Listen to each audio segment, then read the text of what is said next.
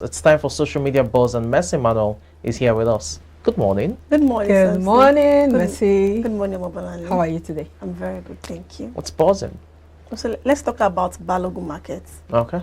Okay, so it's still unclear what the laws and casualty are as a fire outbreak on Sunday morning got a building at the Balogun Market located on the Lagos Island area of Lagos. This is the 5th time the market has gone up in flames. Some of the shops owners affected by the incident openly wept when they got to the scene. A similar incident occurred at the market sometimes in November 2019, 2022, 2020, I beg your pardon, 2021, and earlier this year. Operative of the Lagos State Emergency Agency LASEMA, Lagos State Fire and Rescue Services, as well as other responders were deployed to the market to put out the fire. So I know this is not news to the two of you, because this is not the first time it's happening, and it's not just Balogun Market. But again, I want to, what is it with market and fire?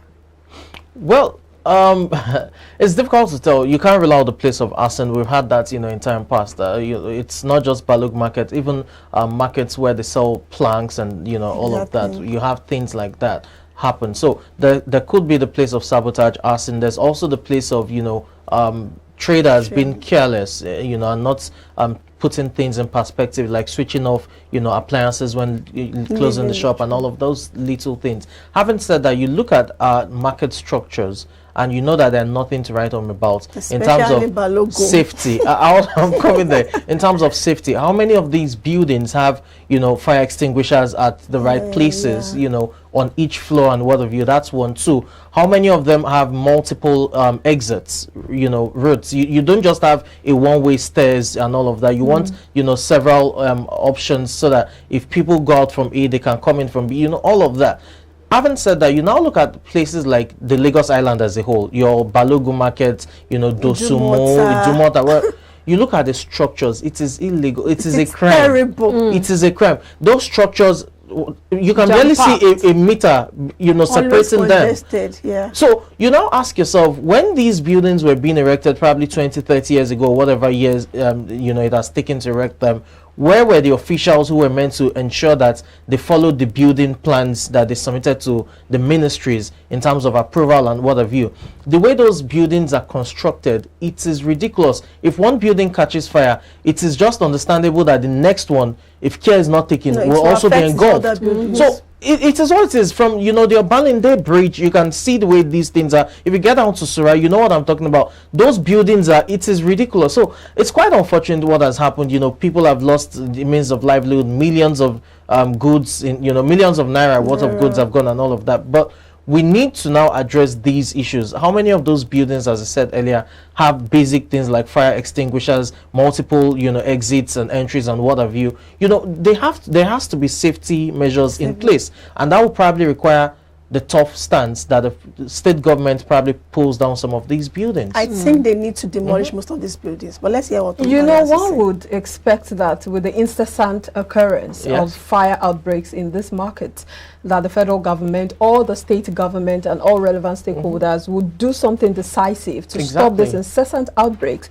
Because if you look at, as he said, the structure is nothing to write home about. The fact that, you have one generator here, you have someone cooking near the generator, you have, not properly connected electrical wirings, you have all manner of closely built structures, you have the fact that there are gas stations. So there is no structure in place. And for a central market like Balogun, you'd expect that some of these things will be looked into, like having the fire extinguishers in place, ensuring that people are trained, because it's not just about having fire extinguishers. They need to know, are there trained personnel who can handle those fire extinguishers? You can see people out there just raising their hands, helpless, doing nothing about it. So all of these things are not in place, and then you should expect that this would happen. And then there's the issue of response. The fire outfits, the fire, what are they called now? The Lagos Fire, how responsive are they? Do they respond in time? But beyond all of this are even, what's it called now? secondary, you know, actions. We need to take proactive steps. We need to look at the urban planning of these market structures. We need to look at the discipline, because many of these people do not even have insurance policy. So now all of their livelihoods are gone. There is no insurance, nothing to fall back on. It's really devastating. I think we should just start, just like what you Samson said, we should just go back and we need to restructure the market. Those buildings need to be pulled down, and let's build a fresh building. As in, everything should just be in proper shape. I think that's my opinion. Pulling it down would also require, you know, building alternatives. That's why we need intervention of the government. We need intervention of the government. Let's hear because what they can't do Nigerians it are on saying, their own. really. So at Lucid said most market burning in Lagos are sabotage work, just like Samson said. Then at Dapol 6 said the market is old-fashioned and a working fire hazard. It will catch fire every year. It's not a cause. Take a leaf from Oyo, the way Akeso market fire aftermath was handled. Build proper, well-ventilated structures with a mobile fire station and regular fire drills. This is just a solution. A great one at that. And that's what we have on social media today. All right, let's wrap it up today with the quote of the day. And this is by Earl Nightingale. And it says, all you need is a plan, the roadmap, and the courage to press on to your destination. You need a plan, you need a roadmap, and of course the courage. You need to be self-motivated, because sometimes motivation will not come from out there. No. You have to first clap for yourself, because you have to blow your own trumpet. Sometimes you expect people to encourage you. Sometimes you expect people to say, well done, kudos, you're doing a good job. But sometimes they won't come. So when you have to encourage when you don't have yourself. those people, you turn yourself to a gamma lizard. Yes. Keep nodding and say, Bola, you're doing a good job. All right, this is what we wrap it up today. Thank you so much for being a part of the show. My name is Omobolanle Adeshi. Wishing you a productive day. And I'm Mercy Emmanuel. Have a fruitful day. I'm Samson Lady. Happy Eid al-Maulud once again to our Muslim brothers and sisters.